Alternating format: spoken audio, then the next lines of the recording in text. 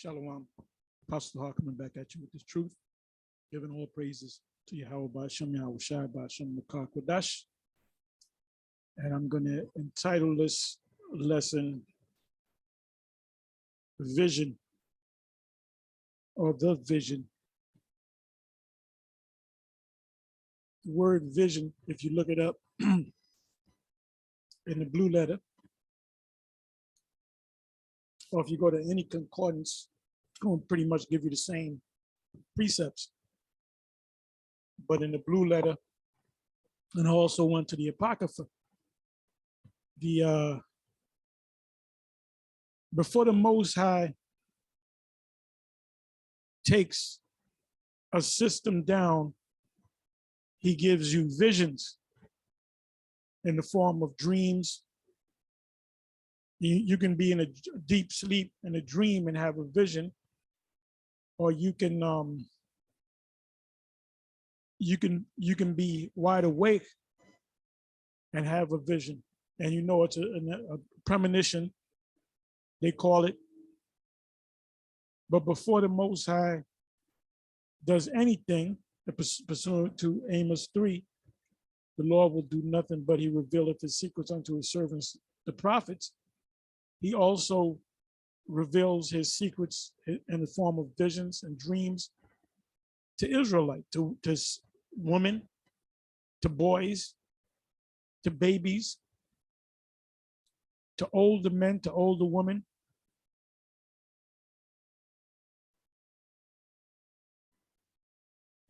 That's what the Most High does. So when you go back into the history of our people, when we grew as a nation in captivity under the Egyptians, the Most High gave visions to Abraham. He gave him an exact vision, and here it is. It's right here in Genesis chapter 15. I'm not going to read the whole chapter, but he also opened the eyes of Joseph. Oh, Jacob in Genesis chapter 49 gathered his sons together, and he told them, gather yourself together that I may tell you what shall befall you in the last days.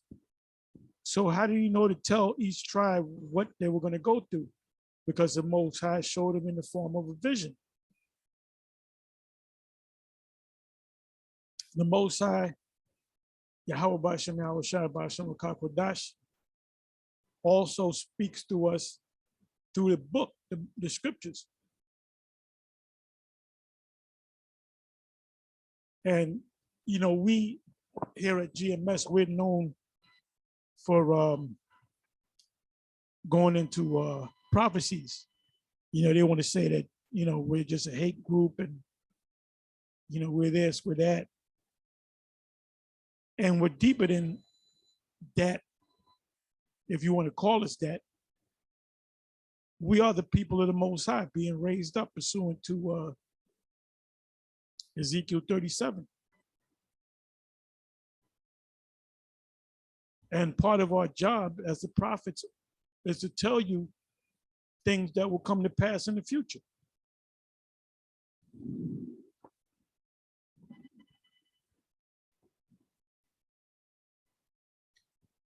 So it's not necessarily that we each and every one of us has a dream or a vision. The Most High gives certain individuals visions, but then the Most High also guides you in the spirit through the Comforter, which the Comforter is not just the book, because the Edomite can get the book. That don't mean they have the Comforter. The Comforter is with the book and the spirit that comes with the book to guide you. Our Lord said, I shall not leave you comfortless, I shall come to you. Why did he say that? Because he's in the volume of the book that is written of him. So anyway, what I did, I was going to cherry pick some of these precepts, but I'm going to I didn't cherry pick anything. I didn't mark off anything. I'm just going through the spirit and just see where the Spirit leads me. First scripture I want to read is Genesis 15, verse 1. And really, I should read the whole chapter because it's a short one.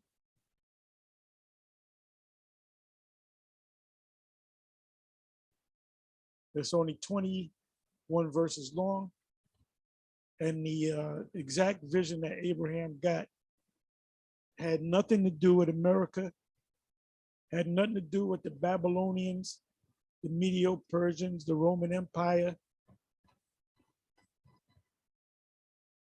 This vision was about Egypt, Mizraim, so you can understand. That we would go into captivity under these people, and the Most High will deliver us from that captivity. Now, you can't say, yeah, that is talking about Egypt, but it's also talking about America. It's not talking about America. There's nothing mentioned in this vision, this prophecy dealing with America.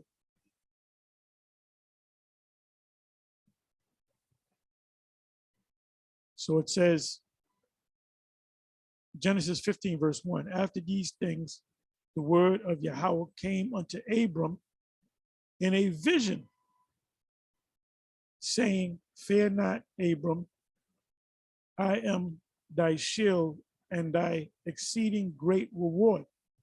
So if he's Abraham's shield and exceeding great reward, he's also our shield and exceeding great reward. So we're not to worry about anything. Even though human nature, you're going to worry. Because what's happening over there in the Ukraine, the Russians ain't playing, man. And neither are the people of Ukraine. When I say the people of Ukraine, I'm talking about the men. You know, these world champion boxers. You got the Klitschko brothers. They were both heavyweight world champions. And Jake couldn't even deal with them. Especially the older one, Vitaly. When Jake came up against Vitaly, man, he was busting Jake up. Now, could they beat Jake? We'll find out. But I know one thing. The one Klitschko, Vitaly, is a mayor in the Ukraine, in one of the provinces or whatever of the Ukraine.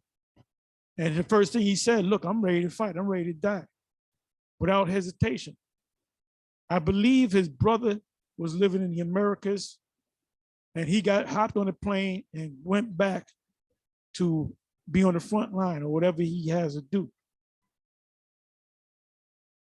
And you had Lomachenko, which is a great fighter. When he heard about that, and he just had a fight a couple of months ago, and he was getting ready to have a major fight against this guy. I can't even think of his name. He's from Australia. He just beat Teofimo Lopez, whatever his name is, Teofimo. He just upset him. So they were setting up a big major fight with him and Lomachenko. In my opinion, Lomachenko would have beat that guy. Not knocking this guy from Australia, but that guy's he fight like a Jake. But you know what he did? He dropped all that, the world champion, that big fight, all that money he could have made, and he went right back to the Ukraine because he's part of the soil, man. Yeah, I was going out there trying to make shekels, and I picked up a Edomite dude, and I found out the guy's Ukrainian, but he's, he doesn't speak with an accent. His children are born here. And we were just talking about the Lord, talking about a lot of things, man. But he said that his grandmother was I think it was his grandmother. She had recently died. And I think when she died, maybe I don't know, within this month. But she said, look, if I'll go over there and I'll get a machine gun and I'll fight them too, you know. And so I was tickled by it, you know. But anyway, you know, he was talking about how proud he was of his country, man. I mean, he's a man up in age. And you also got Alexander Usyk, which that dude is a beast. That dude is a beast, man. They were saying that he was a coward. He ain't gonna come and fight. That's what the Klitschko brothers were saying. And he said, nope, I ain't no coward. And he went back over there. So he's ready to die, man. So, in saying all that, they're connected to their heritage, to their homeland, just like we're supposed to be connected to our heritage, our homeland, our people, our power. And another thing about the Ukrainian people, he kept talking about his wife.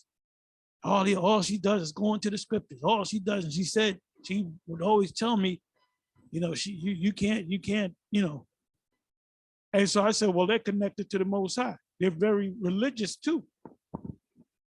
Whether some of them are Edomites, most of them are Edomites, I wouldn't be surprised if Israelites is mingled among them.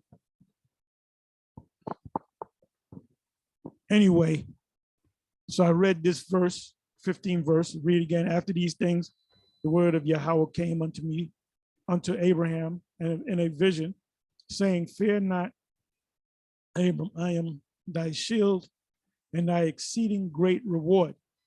Now, immediately I thought of Psalms 91, starting from the first verse. Anyway, let me click on the word vision. And then I'm gonna click on the root word for vision.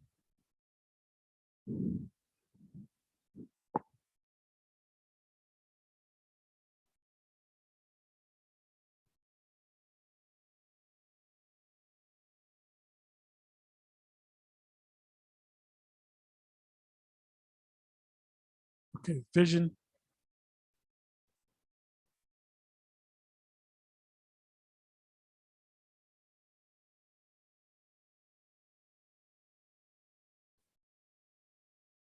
Okay, the word is machkaza, which means vision in the ecstatic state.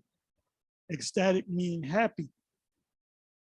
And if you receive a vision, you're supposed to be happy about it. If you're a man of the Lord and you receive a dream, and you know the difference between a dream and a vision. Let me click on the etymology. Now, the etymology goes a little bit deeper.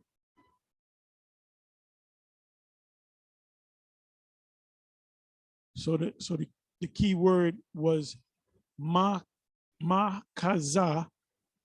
and from the root word kaza. So the ma and kaza means from kaza, or to see. The prophets at one time were known as seers, and the word seers means to see something before it happens. In other words, to prophesy. So the most important person in the scheme of things is the prophet. The Most High is dealing with the prophets. He's not dealing with kings right now. He's not dealing with high priests right now. Although we play the parts of a high priest, when we officiate the Passover, that's tomorrow night, tomorrow sundown, you have to put on your priest hat on, so to speak. And a priest is a priest. They do their priestly duties, but a priest is not necessarily a prophet. And a prophet's not necessarily a priest. But the mode that we're in is the mode of prophets. This is who the Most High is dealing with, the prophets. The men on the earth first priority of men on the earth are his prophets. It says to see, perceive, look, behold.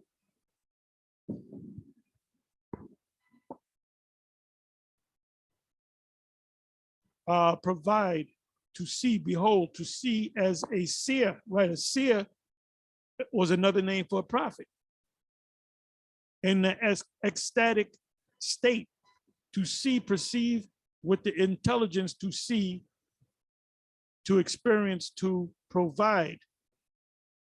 And when we our eyes are open to this truth, we're supposed to pass it on to others, and that they're becoming prophets as well.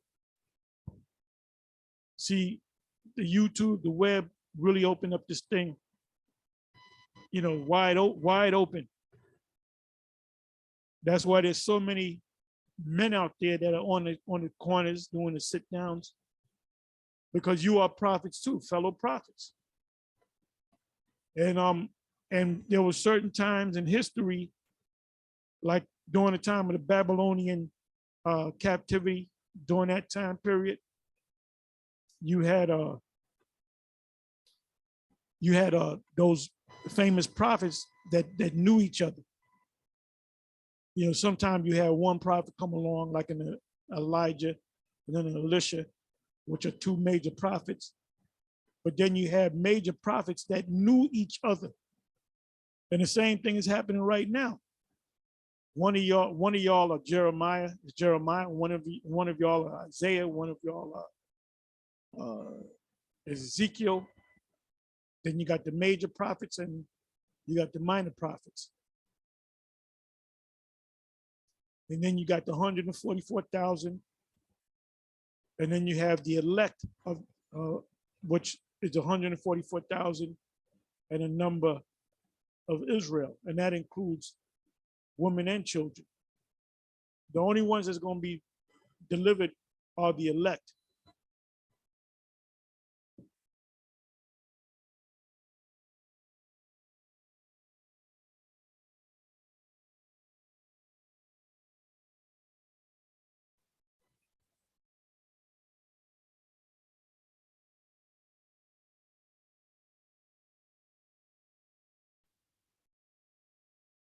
Okay, so now let's go to the next precept. Like I said, I didn't set anything up.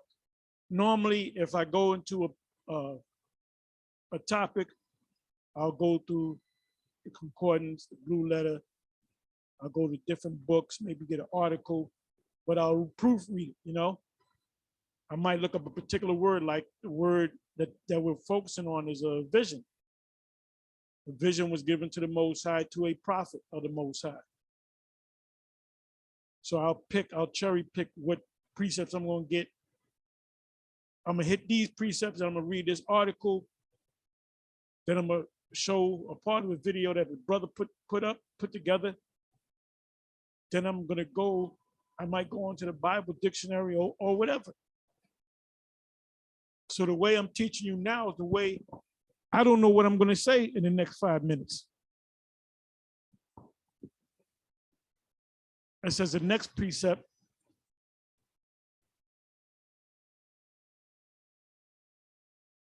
and this is an important precept right here, Numbers 12, verse 6.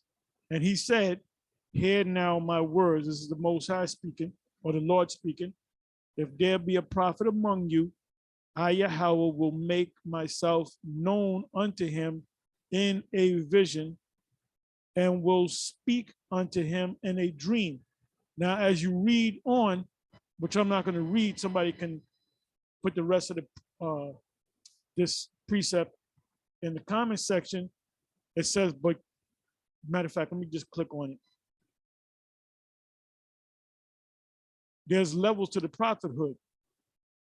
Now, Moses was a special prophet to the Most High, just like Abraham was, just like Peter was, just like Samuel was. It says, Numbers 12, verse 7. My servant Moses is not so, who is faithful in all mine house, with him will I speak mouth to mouth, even apparently. So when Moses saw the Most High didn't come to him in a dream, and he had to go to a seer to see what that dream meant, or fast to get an understanding of that dream. The Most High just came right to him.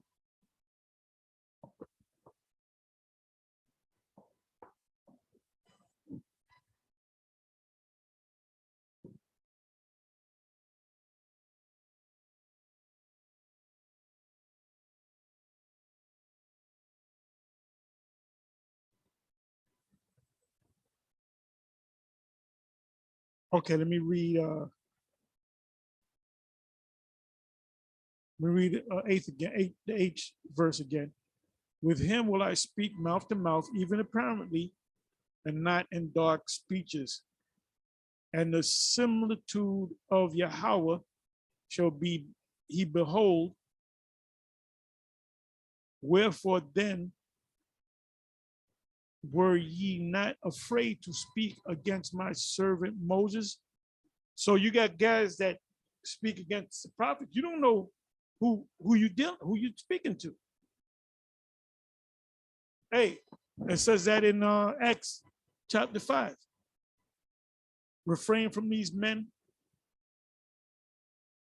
for you may find yourself happily fighting against the Most High. Because if you come against the true prophets of the Lord, you're really coming against the Most High, because we are representatives of the Most High.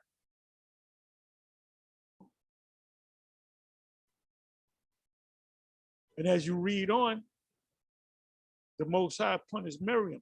He spared, because she had the biggest mouth. She's the oldest of them, but she is a woman. And the Most High, can you imagine you waking up one morning, you dark skinned brown, and you waking up and you look like a damn white man?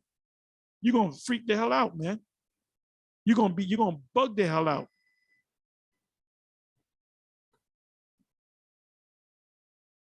And the Most High, the power, Yahweh Bashem Yahweh Shai, he's showing himself. He's showing himself with what Esau calls UFO sightings. These sightings have intensified, but this is the thing, this is the kicker. Esau has observatories. They have telescopes, you might, like an observatory, I don't know the price of an observatory. I've been to one down in Mexico, and what happens is they have, I don't know if it costs $1 million to build something like that, but they have these telescopes that look at different parts of the sky and record everything. So if there's a sighting, they're the first ones to have it. And like I said, these so-called UFO sightings are intensifying now. Why? Because the Most High is visiting the sons of men. There was one video, I think it was Security Team 10. I was watching his newest video, and he was showing some newer sightings. And somebody had taken a picture in the Ukraine. Somebody was taking a picture of the damage of the houses, and the guy that took the picture didn't realize, or video, he didn't realize that there were two spaceships, UFO chariots up in the heavens. And you can clearly see that there were objects in the heavens. And there was another report, I don't know if a brother told me about it or one of the apostles, but there was another report of UFO sightings over there in Ukraine. Because what are the angels doing? They're refereeing this whole thing, because they don't want this to turn into World War III. That's like making a stew. You got to cook it slow. You can't rush it. You got to put the potatoes in there. Then you got to put the onions. Then you got to put the carrots. Then you got to put the herbs. And you got to slow cook it. Same thing with like sauce, spaghetti sauce. If you want to make it from scratch, you got to put all those different, the garlic, the olive oil, the you know, the oregano, the tomatoes, the tomato paste, your seasonings, and basically what you do is you let it cook, slow simmer, and then it reduces down. Then you got that good sauce. So it's the same thing with the Most High. He's doing everything in stages, man. He's letting Esau see the chariots up in the skies, and they're recording everything. And at the same time, he's giving the prophets visions, dreams, and he's got them out there on the streets. And Esau knows about us, man. Esau, you know, they're considering, well, these guys, these black guys on the street, these BHIs, they've been talking about this. They've been talking about Gog and Magog and NATO. So they know that we have that truth. And the super elite know exactly who we are. And I said that many times. So now let's come back. I'm not going to make this too long, but let's see where the Spirit takes me.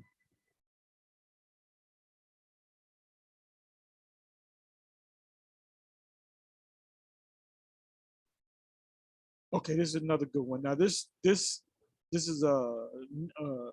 Numbers 24 verse 4, and then I'm gonna jump from Numbers 24 verse 4 to the 16th verse, and this proves that people of another nation can receive visions and dreams. This is referring to Balaam. This is Numbers 24 verse 4. He has said, which heard the word of the Most High. This is Balaam, which saw the vision of the Almighty, falling into a trance, but having his eyes open. Now, for any of you clowns out there that said, oh, well, Balaam was actually an Israelite. Well, read the whole Numbers 23. Because in Numbers 23, he says, as a matter of fact, I'm going to go to it. I'm not going to talk about it. I'm going to actually go to it.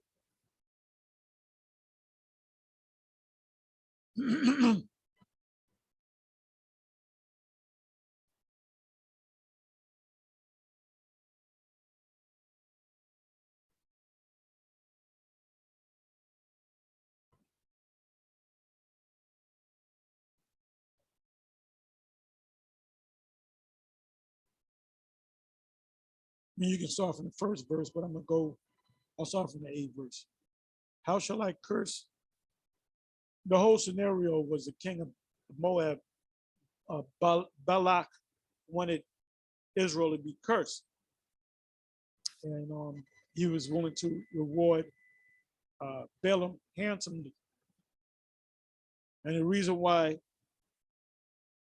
Balak, the king of Moab, wanted Israel to be cursed, because when they came out, that whole area, that region was shook. Everybody was shook. Even the Edomites were afraid of Jake. That's in Deuteronomy, the 2nd chapter, like the first 2 verses. So the Most High told him, don't mess with Esau, the Edomites, because the Most High had a plan for the Edomites. The Most High had the Most High set up Esau to be the last ruling nation before Israel comes into their power, or the Most High puts them in their power. And you can see that this man's going down.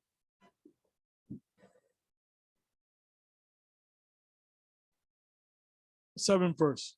I'm sorry. Yeah, let me read the 7th verse. And he took up this parable which said, Balak, king of Moab, have brought me from Aram, out of the mountains of the east, saying, come, curse me, Jacob, and come defy Israel. 8th verse, how shall I curse whom the Most High have not cursed? Or how shall I defy whom the Most High Lord have not defied? Now the Most High ultimately defied us, and the Most High ultimately cursed us. But he was going to take us from those curses. I believe that's Isaiah 47, if I'm not mistaken. Anyway, it says, so this is Balaam talking. For from the top of the rocks I see him, and from the hills I behold him. Lo, the people, the Israelites, shall dwell alone and shall not be reckoned among the nations. They shall not be recognized among the nations. Who can count the dust of Jacob or the Israelites in the number of the 4th part, 25% of Israel? Let me die the death of the righteous. Who are the righteous? The Israelites. So he's saying, let me die the death of the righteous. Let me die and come back and be in this lot. And let my last end be like his. The his is talking about the Israelites. He's saying in this verse, the 10th verse, if I pray that I die, and when I come back as an Israelite.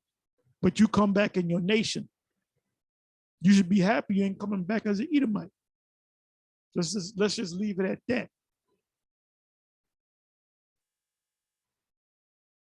So now,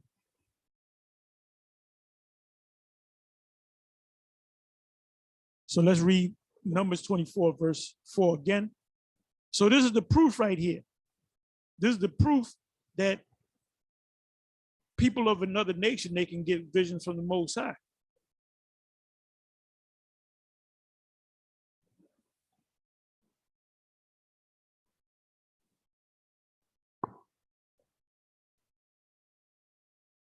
And he said, hear now my words. If there be a prophet among you, I, Yahweh, will make myself known unto him in a vision, and will speak unto him in a dream.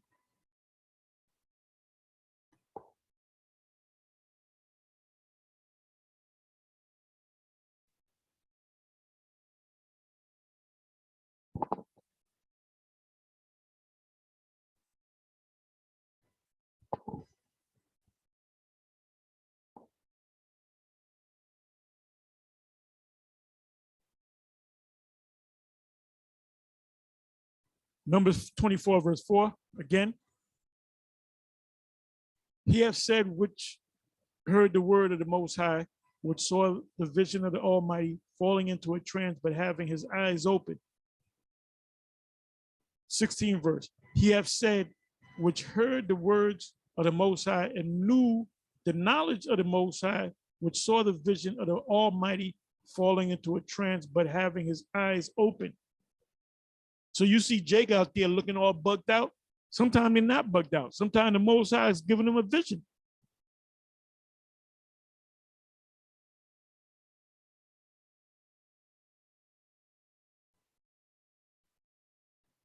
Oh, I love this precept right here.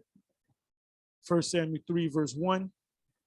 And the child Samuel ministered unto Yahweh before Eli, and the word of Yahweh was precious in those days. There was no open vision. So what did it mean by the word of Yahweh was precious in those days? There was no open vision. Meaning there was a time, now we're in the time of visions. And what does it say in Habakkuk 2? At a certain time, the vision is going to speak and not lie. When I first came to school in the early 80s, RER used to always say that he would read Habakkuk 2, started the first couple of verses, And he said, we're not in that time of these visions right now. He said, but when the time comes, you're going to know about it. So guess what? It said at the end, it shall speak and not lie. We're in the time of the end. Ain't going to be, you're going to have children and your children are going to be prophets and then you're going to have children. No, this is the generation right here. Ain't going to be no more prophets coming after us. We're in that time.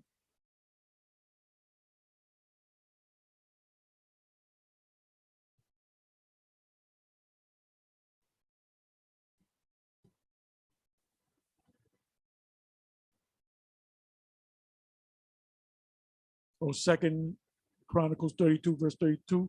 Now the rest of the acts of Hezekiah and his goodness, behold, they are written in the vision of Isaiah, the prophet, the son of Amos, and in this book of the kings of Judah and Israel. That's an actual book.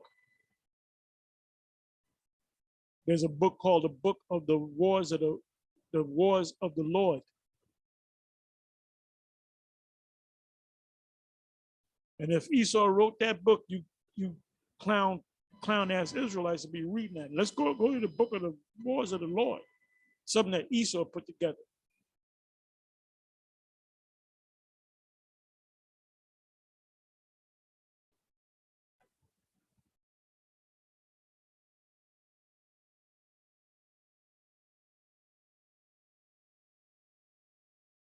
Another precept showing you that the Most High deals with other nations.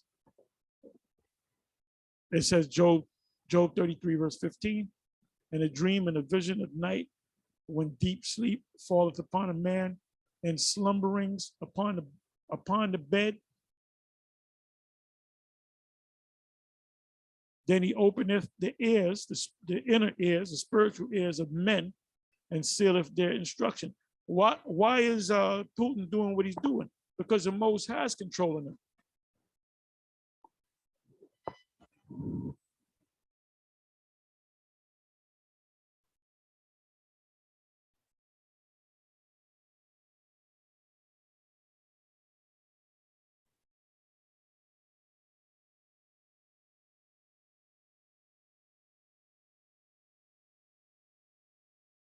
Another good precept,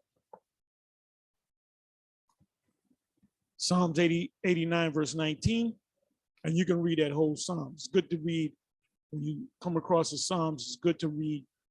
You can pick out of the Psalms certain verses, key verses, but it's good to read the whole Psalms.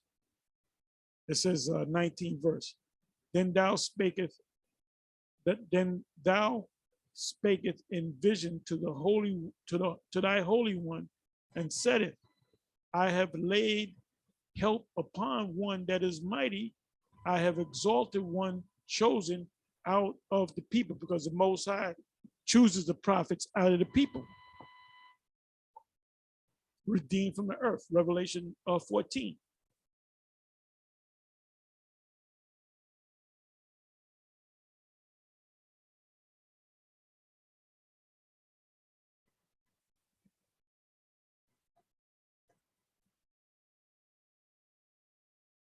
Isaiah 1, verse 1, the vision of Isaiah, the son of Amos.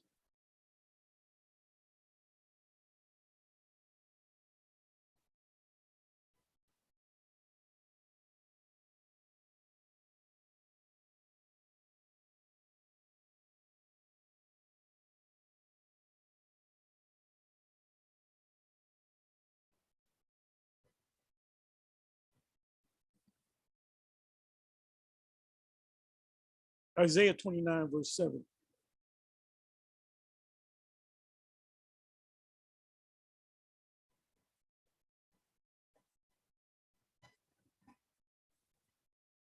Matter of fact, let me go to 11. There's another one, Isaiah chapter 29. You read from the first verse.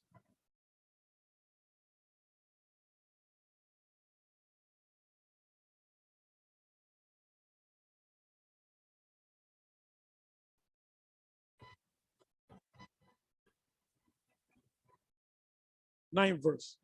Isaiah 29, verse 9, stay yourself and wonder, cry ye out and cry. They are drunken, but not with wine. They stagger, but not with strong drink. You know what that's talking about. The committed people as Moors, Jake trying to make it in this society, education, Baptist, Methodist, Christianity in America, plantation Christianity. All those things that I mentioned are going to fail. It says, 10th verse, for Yahweh have poured out upon you the spirit of deep sleep and have now, when he put Jake in a deep sleep, he woke up a certain number of Jakes, and our eyes were open. The fact that you got Sarnetta, right? Every once in a while he'll say, yeah, we're Hebrews. It makes sense. You know, he'll curse out guys. And he was the first guy to curse out Al-Azhar when he was in that that club of ill repute. He cursed him out. Or he cursed out General Yohana when General Yohana said, take the juicy juice. So the spirit once in a while jumps on this guy, but then the Most High put his ass right back to sleep, put him back into that Kemetic world. See, them guys see it. He sees it, but the Most High hasn't opened up his mind fully to drop everything that he's doing and come, you know, like the rich ruler, sell all you have and give to the poor and come and follow me. And he went his way in sorrow because he had great possessions. Well, guess what? Sarnetta got great possessions. You know, he puts together a debate. You know, he's getting paid, man. You know, he's a celebrity in that world. And we have nothing to do with that world. The scriptures speak about, the Apostle Paul said this. Thou shalt not be unequally yoked together with unbelievers. So Captain Tazariak is going off, and that he's having debates with them, because none of those people that believe in that Kemetic stuff, at the end of the debate, is going to turn around and say, okay, I'm an Israelite now. It says, Isaiah 29, verse 10, for Yahweh have poured out upon you the spirit of deep sleep, and have closed your eyes. The prophets and your rulers, the seers, the prophets, have he covered. And a vision of all is become unto you as the words of a book, which is the scriptures, that is sealed, which men deliver to one that is learned, saying, read this, I pray thee. And he saith, I cannot, for it is sealed. So you know what that means. Someone that went to a theological seminary, or I call it cemetery, they're never going to come to this thing. You know why? Because they dedicated themselves to that particular school of learning, to learn the scriptures by top teachers, top professors of the world. So you really think they're going to throw all that away? All that money that they spent, all that time that they dedicated to that stuff? And they can see that it, you know, the Most High is beautiful, man. The Most High spoke about let me go to it. Let me go to it, and then I'll come right back.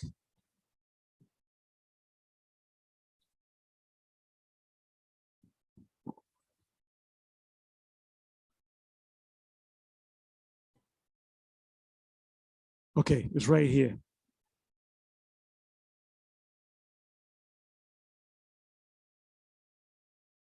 Let me just bring this up a little bit more.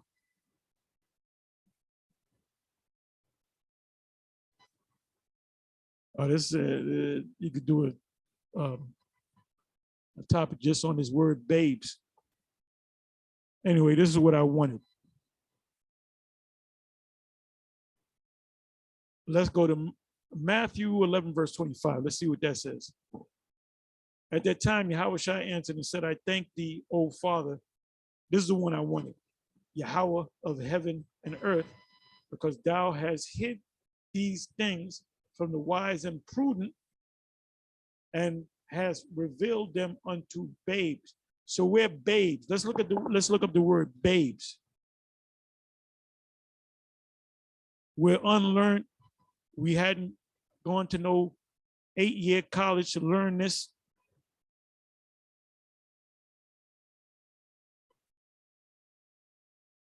And that's why vocab keeps coming back.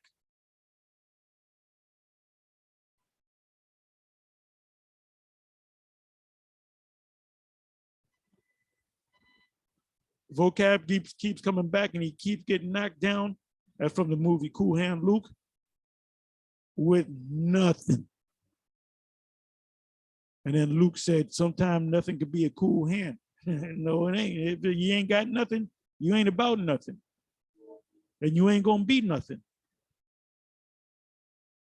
So let me look at the word babes. Strong's G 3516. Napios. Napios, from the Greek, an infant, little child, a minor, not of age, metaphorically childish, untaught, unskilled. And that fits us. You know, we go back and forth and confound, you know, vocab in these guys.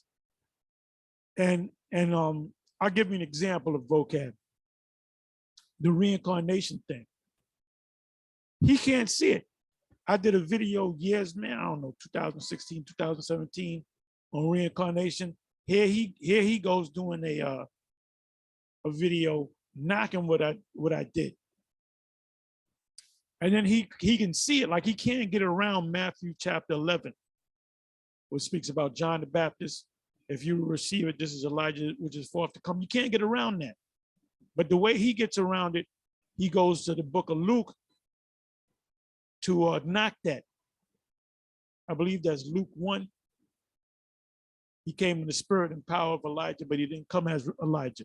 Well, the spirit and power of Elijah, meaning the spirit that's in John, is the same spirit that was in Elijah.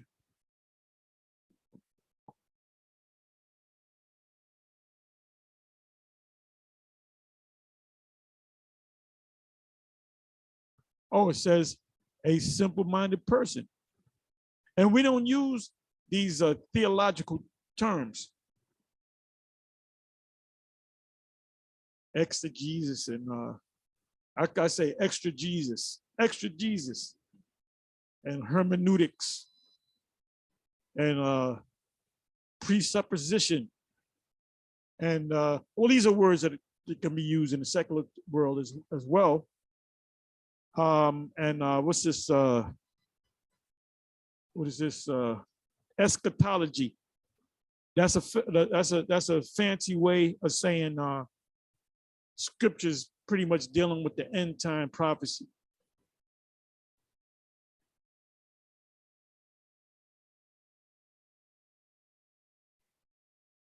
Okay, let me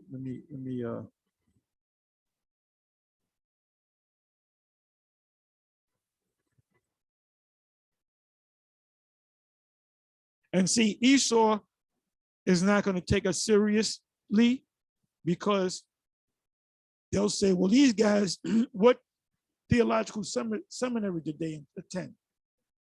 You know, what are their education, what's their background education-wise? These guys are just guys off the street. Well, guess what? When the Lord gathered the 12, right? Wasn't these common guys? Wasn't these guys in Acts the 4th chapter, wasn't they considered unlearned? The only one that was considered learned, as far as the scriptures is concerned, is the Apostle Paul.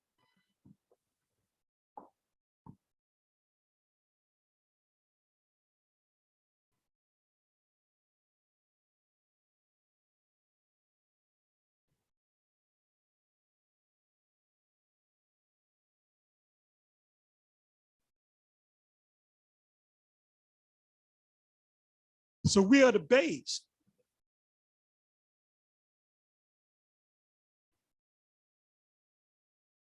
Okay, it says here in Matthew 21, verse 16, and said unto him, hearest thou what these say?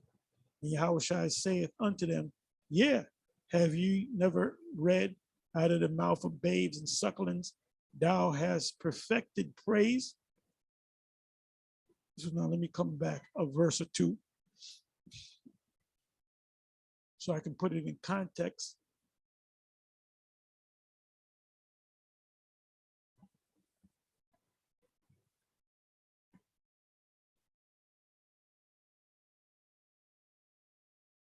Yeah, these are actual children. So the children, this is the fulfillment of, I believe that's from Isaiah. As a matter of fact, I'll go back to it. Yeah, I lost it. Wait a minute.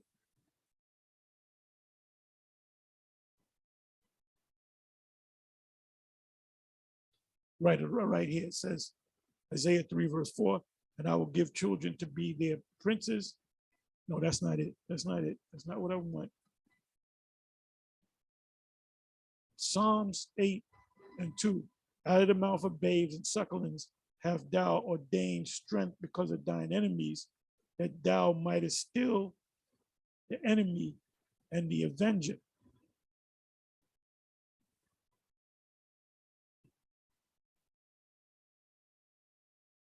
So let me come back over here.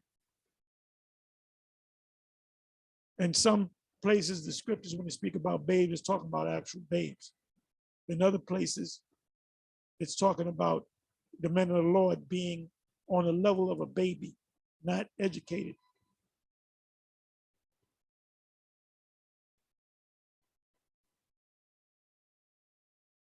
I'll start at 13.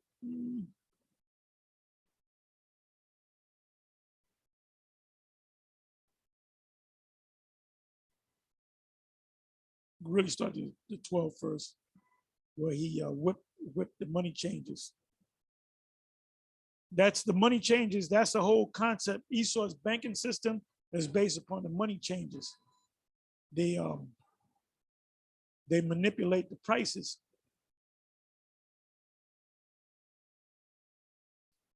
To make, the old saying is to make the ephod small and the shekel great. So if you would sell something, you would have it on one side of a balancing scale. And what would make it go down is the fact that you're selling the merchandise and the so it's going down. That side is going, actually is going up, and the money side is going down, because the more you sell, the more money you make. So that whole thing about the money changers was just that. These guys were taking the truth as far as making money, as becoming rich. Hey, the high priest at that time was living in the palace. So you know he had nothing bad to say about the Romans. They were in high, cushy positions, and Yahushua, he was considered a common man. His disciples were considered common men, unlearned. Acts chapter 4. So let me read this. 12 verse. He overthrew the tables and the money changers. Let me look up the word money changers.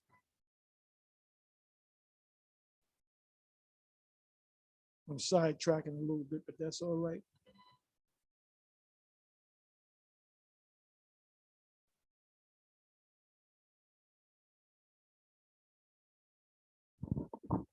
Strong's G 2855. Haludistes.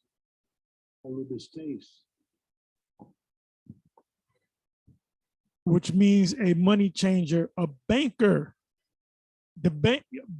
What makes banks rich, or bankers rich, is the system of money. They have a lending system, a borrowing system. They lend you money, you borrow the money, but you got to pay on interest. Every credit card that you got, you say, well, I ain't got a bank account. Do you have a credit card? Yes. Well, guess what? You got a bank account because all your credit cards are linked up to a particular bank.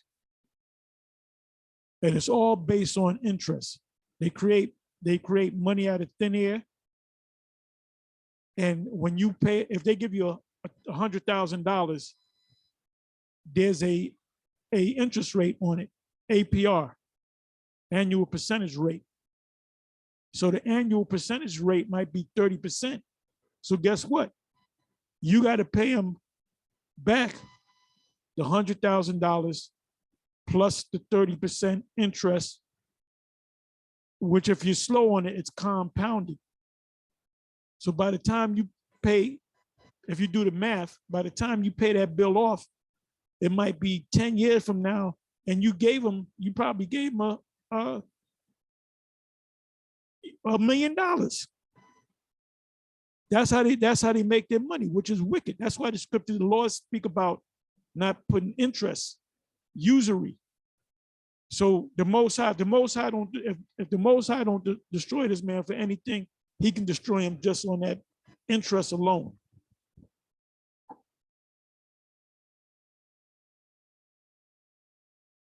So let me come back.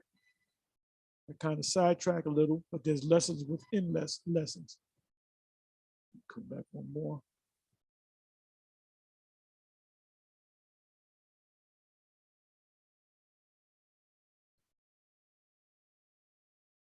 Let me go to Luke. Let me. As a matter of fact, let me go back to Matthew 21, verse 16. And said unto him, hearest thou what these say? And Yahushua saith unto them, yeah, have ye never heard out of the mouth of babes and sucklings, thou hast perfected praise. So he quoted what? Acts 8 being fulfilled.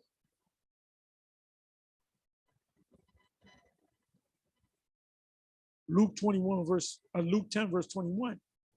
In that hour, Yahushua rejoiced in spirit and said, I thank thee, O Father, Lord of heaven and earth, and that thou hast hid these things from the wise and prudent, and has revealed them unto babes.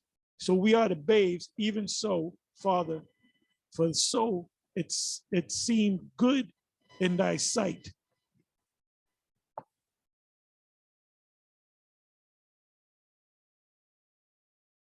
Romans 2:20, an instructor of the foolish, because we were all foolish before we woke, our eyes were opened up. A teacher of babes, we are the babes, which hath the form of knowledge and of the truth in the law.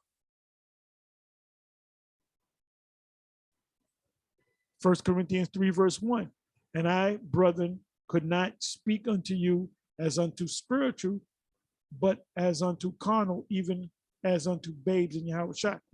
What was Paul saying? He was saying he couldn't go deep. He couldn't go deep on it. And remember the rape thing back in 2013, these other Israelite groups, they all bugged out. Why? Because they wasn't ready for no meat. 1 Peter 2, verse 2, as newborn babes, desiring the sincere milk of the word, that ye may grow thereby. That ye may grow thereby. What does it mean to grow? It means there's a term called augmentation, to grow, to get bigger. A tree starts off as like a twig, the size of a twig, and roots where you can just pull the tree out if it's a young tree. But that tree grows. There's certain trees that are 400 years old, 500 years old. So you got to grow in this thing. The Most High is dealing with the men that grow in this thing, not become stagnant.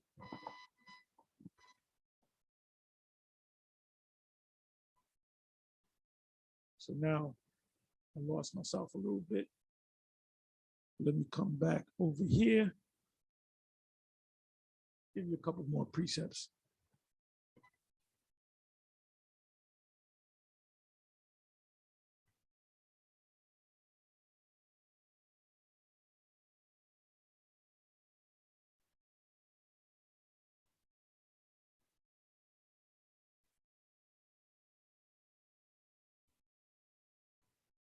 Okay, I got to find my way back.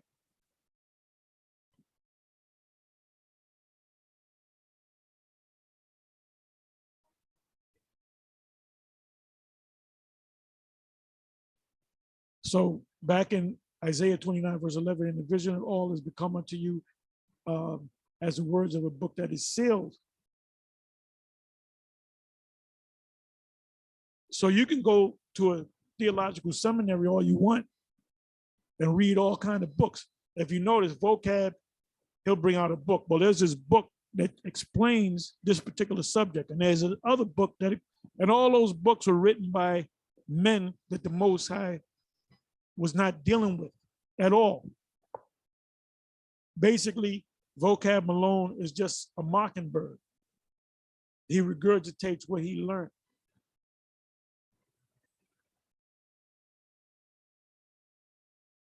Okay, Jeremiah 14:14, let's see what that says. Then Yahweh said unto me, the prophets prophesies lies in my name. Now remember, you have the true prophets of the Lord, and then you have a bunch of false prophets out there. I sent them not, neither have I commanded them. That's why the Apostle Paul said, examine yourself. It said, neither spake unto them, they prophesy unto you a false vision and divination and a thing of naught and the deceit of their heart. So now we're going to find out soon enough what we've been saying for years since we got on YouTube dealing with the MOTB. We haven't gone to the right hand or the left hand. We haven't shown any doubt in our voices. We spoke with authority about that thing, and it is going to come to pass. And it's going to shake up a lot of you Israelites out there. You notice that they took the crown, the crown Vic. You notice how when the war came in, that went out the news. Then just the other day they said, oh, by the way, Obama, the former president, he got it. Oh, really? Oh, really? The guy eats the best foods. He has the best medical care. He's a multi-millionaire, if not a billionaire. He doesn't live in a cardboard box. You know, they live in places where they have central air, where they have the best water, the best. They have chefs, world chefs cook them. They fix their food for them, man. So you mean to tell me he gonna get it? Ain't nobody believe that bullshit. They just wanted to keep that lie going. Like we don't know what's really going on over there in the Ukraine. We don't know the backstory. All we're hearing is one side of the story. Not saying that the one side is the truth or a lie, but you got to hear both sides. And they were quick to cut RT off of YouTube. They just cut everything, man. If you go to RT, they say it's down or whatever. As a matter of fact, you know what? Let me do this.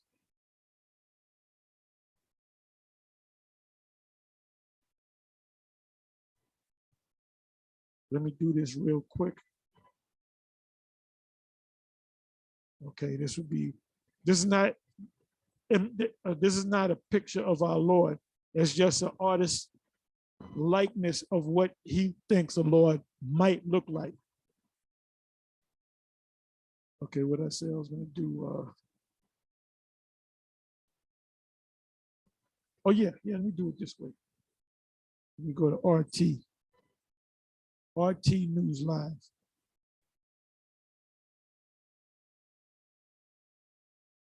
Now, wait a minute, is this one live? Wait a minute. Video unavailable. This video is not available in your country. They cut everything. They totally cut RT all together.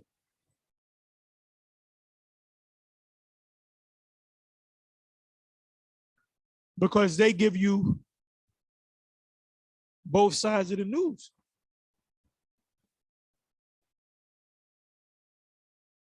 So now let me come back over here.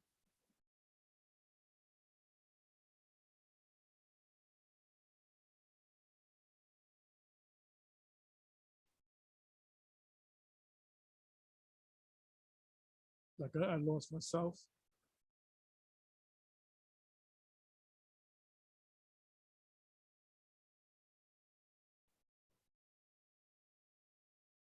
This is Wait me for a minute.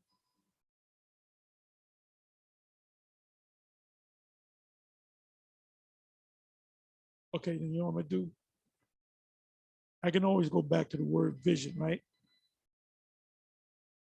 Like I said, there's almost 80, there's 79 times the word vision is written in the King James. Matter of fact, I want to do this. Let me do this.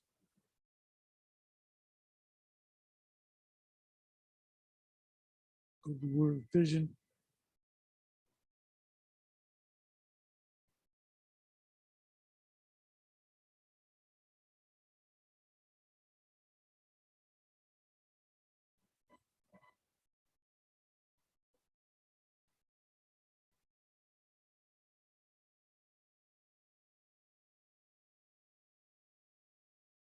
Isaiah 28, verse 7, but they also have erred through wine, which is philosophies, and through strong drink, strong philosophies are out of the way. The priests and the prophets have erred through strong drink.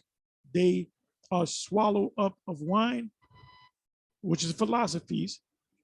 They are out of the way through strong drink. They err in vision, they stumble in judgment.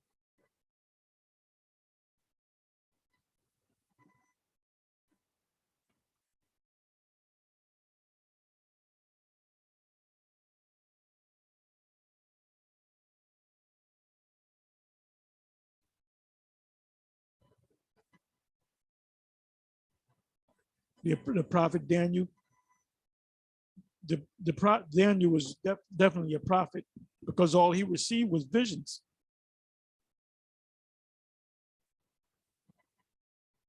And more proof that other nations can receive vision. Didn't the king of Babylon receive a vision and didn't know the interpretation of it? And it was Daniel that had to break it down for him.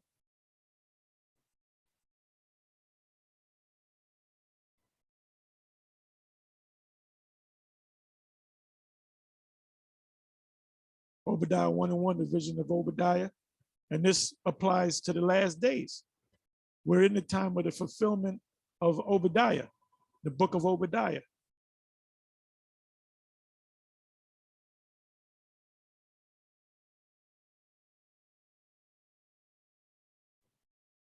Micah 3, verse 6. Nahum 1, verse 1, the burden of Nineveh, the book of the vision of Nahum, the Elkoshite,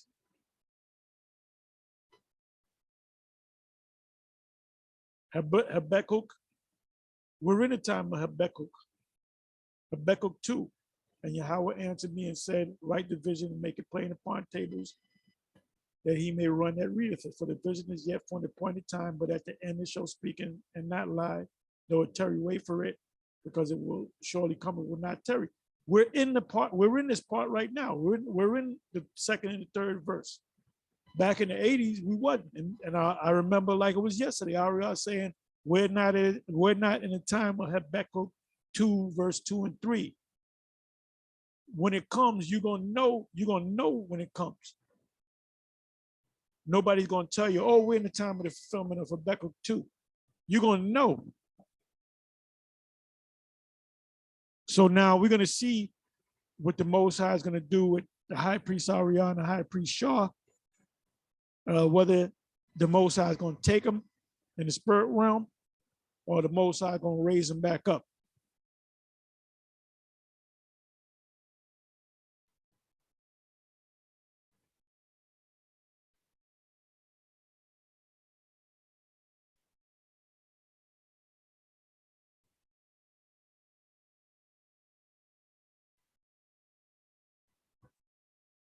John, The word vision is written one time in the book of Revelation, Revelation 9, verse 17.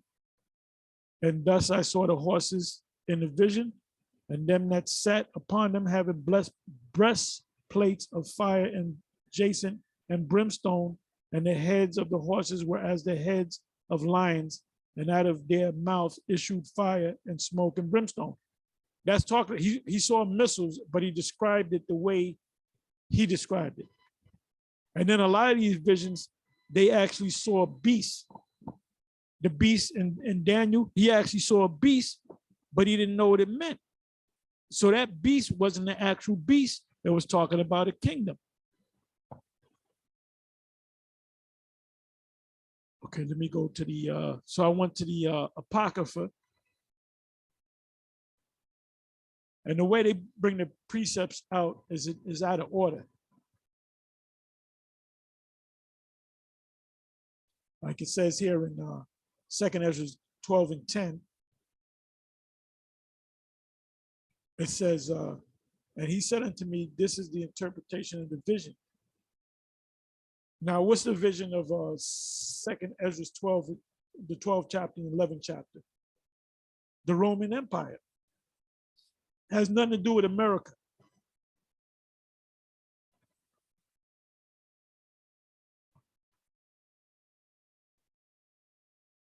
Second Esdras 15, verse 28, behold, an horrible vision, and the appearance thereof from the east. Now, this is getting ready to happen. Start from the 26th verse, I'm going to read it in context. For the Lord knoweth all them that sin against him, and therefore delivereth he them unto the death and destruction.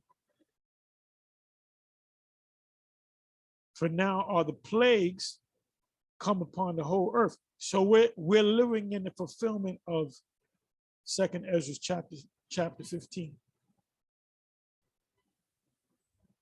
And ye shall remain in them, for the Most High shall not deliver you, because ye have sinned against him. Behold, an horrible vision, and the appearance thereof from the east. That's talking about the Arab nations,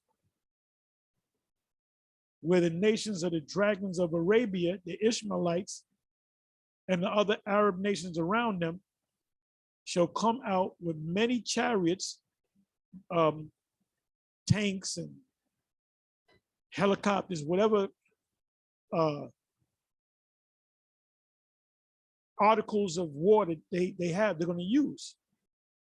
And the multitude of them shall be carried as the wind upon the earth, that all they which hear them may fear and tremble. So this, we don't know what's going to happen. We don't know if this thing is going to die down over there in Russia, the Ukraine and everything. But it's at the point now where you have the Russian army, the Russian military. It said the other day that they were like 12 miles away from Poland. Now, if they hit Poland, if one stray missile hits Poland, then Article 5 kicks in of the what is that? The NATO treaty, the NATO alliance. If you hit one NATO nation, it's like you hit them all. So they all got to get involved. So Bush knows Biden knows he can't do anything. And he doesn't want to do anything. He doesn't want this thing to happen. Because what did he say? He said, this is called World War III. So he knows something. He has some sense in his head.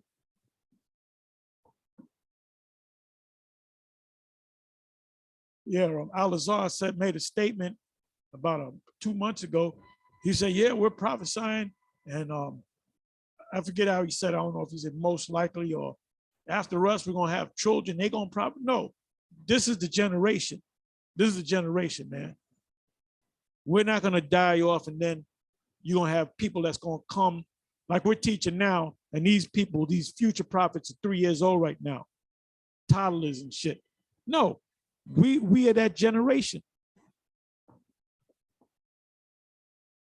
The scriptures speak about 14 generations 3 times in Matthew's 1. So we are in that generation. If you want to go back to the time of the Babylonian Empire, you had the principal prophets back there that knew each other. So we're the same guys coming back. I don't know. I can't tell you who I am. I can't tell you who the next guy is. But the fact that we've been out here kicking this word nonstop proves that we're the prophets.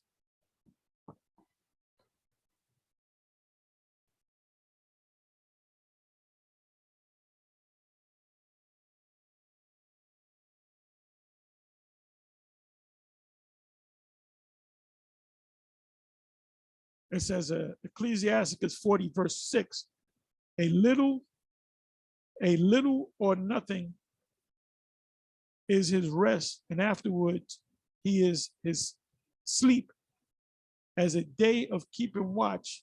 And that's what we're doing. We're keeping watch. What is that? Isaiah 62, if I'm not mistaken, and verse 6, if I'm not mistaken. It said, trouble in vision of heart, as if he was escaped out of the battle. I'm not going to go all into that. You know what I'm going to do?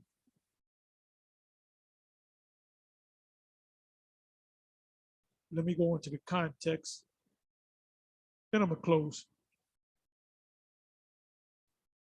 So like I said in the beginning of this video, the most important person to the Most High right now are the prophets, not the kings, not the generals, not the high priests, not the priests, but the prophets.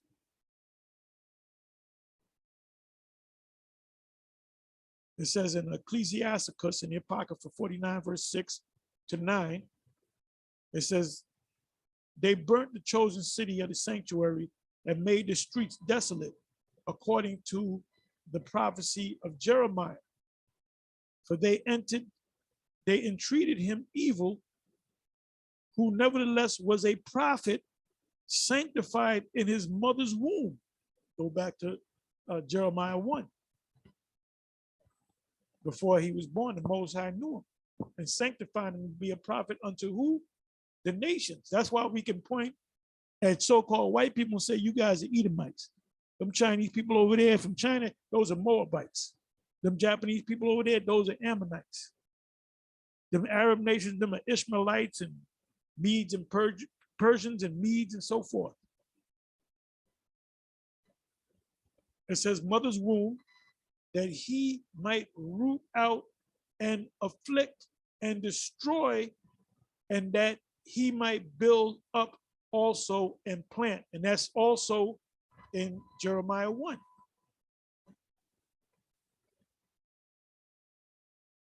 It said it was Ezekiel who saw the glorious vision which was showed him upon the chariots of the cherubims meaning mighty one, angels, and the chariots are talking about so-called UFOs.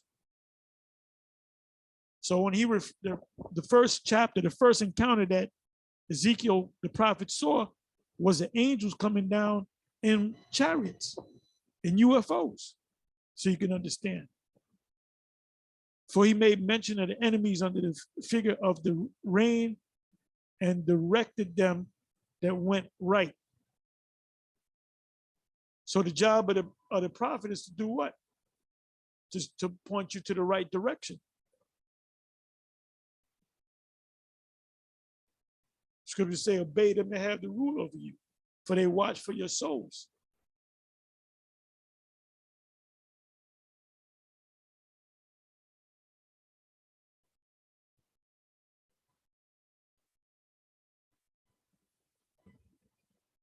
Let me go to context.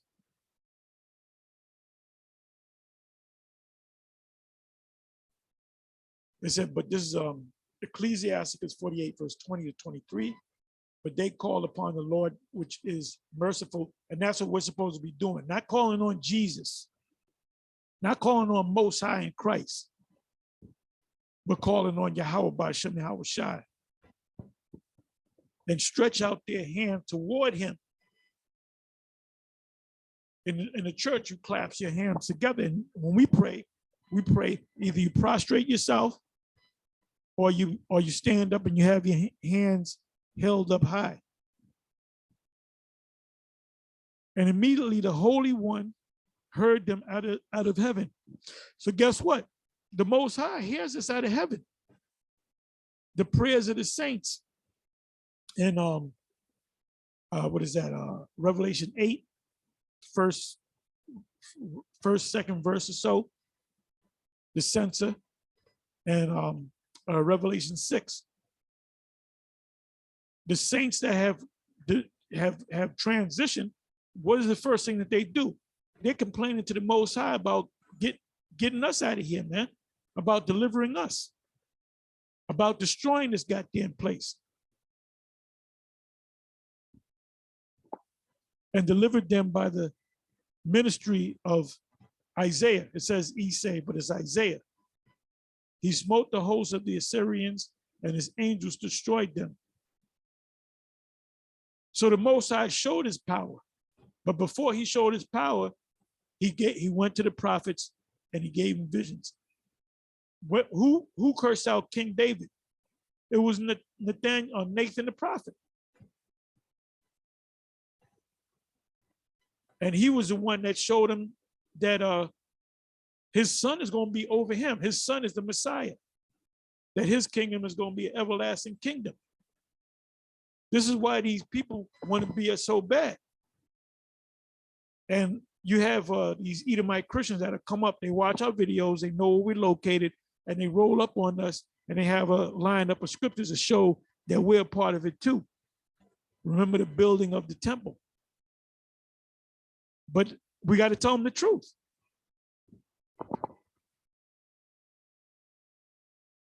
It says, 22nd verse, for Ezekiel had done the thing that pleased Yahweh. What did Ezekiel do to please Yahweh? He prophesied. Another thing, you guys that call yourself prophets that do disappearing acts, you disappear for 6 months, you're seasonal Israelites. We don't see you for a year. Then all of a sudden you pop when it's the first sign of spring, you out there not like you never left. You guys got full of pride, man. You do a disappearing act for a year or 2 years or 9 years, and then you pop back up on the scene and you got a look on your face like you never left. You ain't you're not a prophet. You ain't receiving no visions. 22nd verse again. For Ezekiel had done the thing that pleased Yahweh and was strong in the ways of David, his father. What do it mean by David, his father? Meaning David, I can say that, David, my father. David was a great man, a king and a prophet, as Isaiah the prophet, who was great and faithful in his visions, had commanded him. In his time, the sun went backward and he lengthened the king's life. We call that a miracle. And there's no prophet that can do that, man. Esau can't turn back the hands of time. Guess what? The Most High can turn back the hands of time.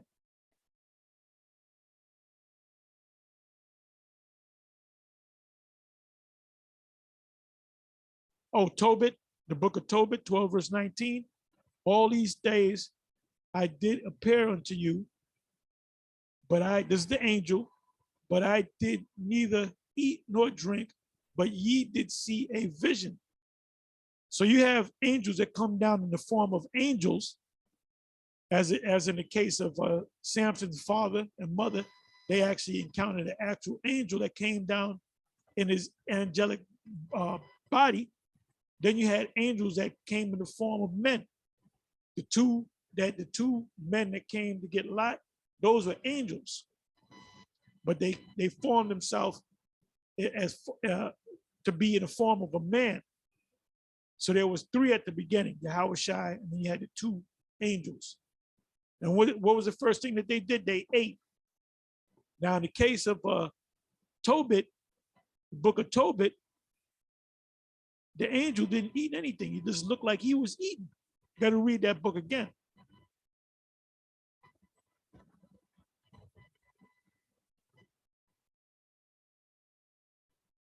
Well, let me just read this. 2nd Esdras 13, verse 25. I want to read it in context, but you got to read this whole chapter.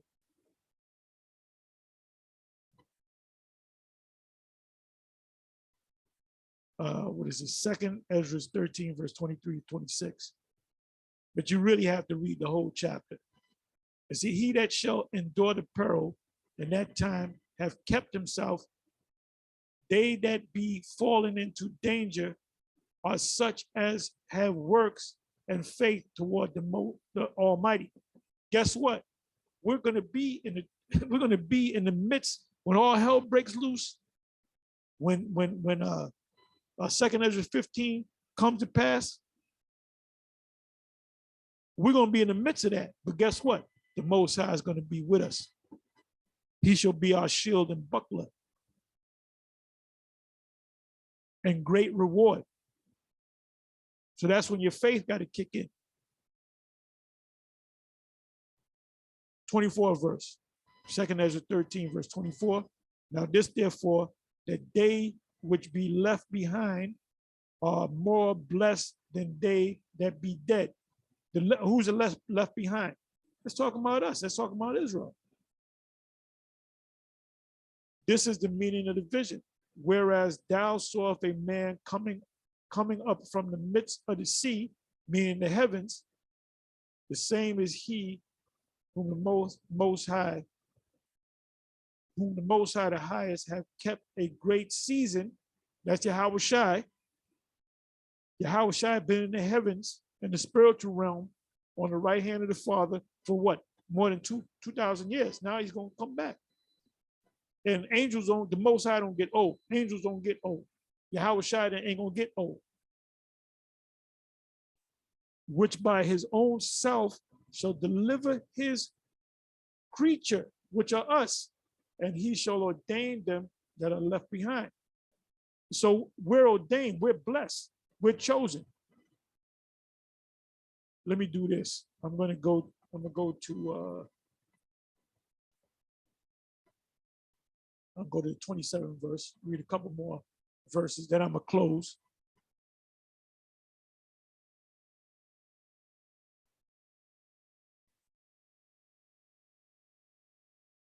It says, and whereas thou sawest that out of his mouth there came as a blast of wind and fire and storm, and that he held neither sword nor any instrument of war, but that the rushing in of him destroyed the whole multitude that came to subdue him.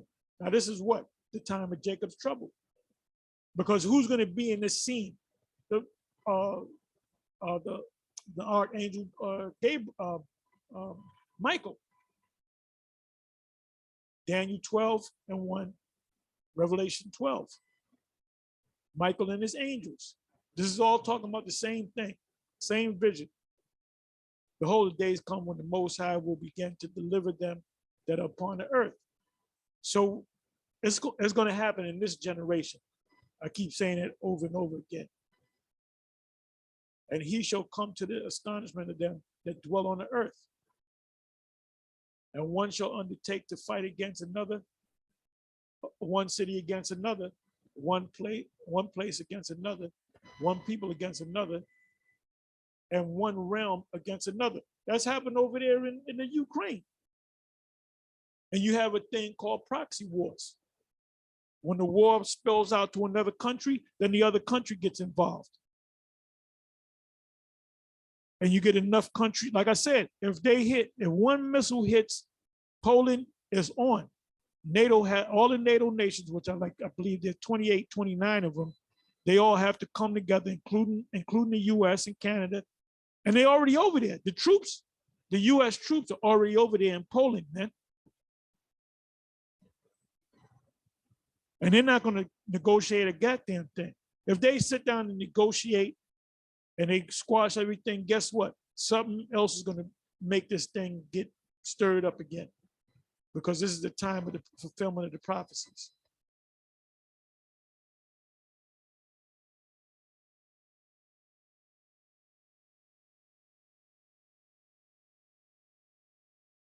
Anyway, with that, I'm gonna say shalom.